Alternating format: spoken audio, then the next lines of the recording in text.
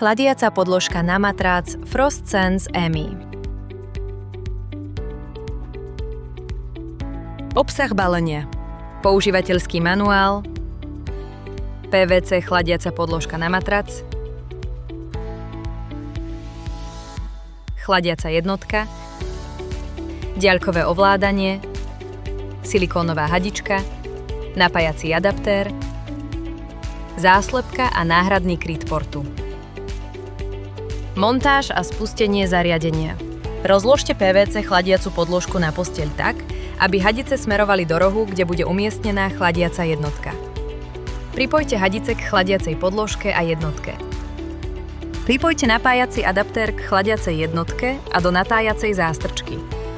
Používanie s pomocou diaľkového ovládania. Batérie do diaľkového ovládania nie sú súčasťou balenia.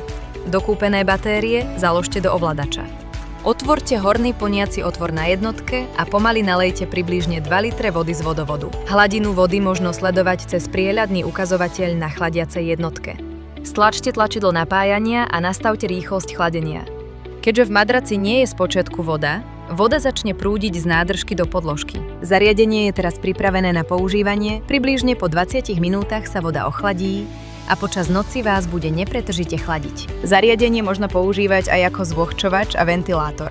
Stačí prepojiť vstupný a výstupný otvor na boku chladiacej jednotky. Ak sa zariadenie nebude používať viac ako 4 dni, vypustite vodu z nádržky cez spodný výpust.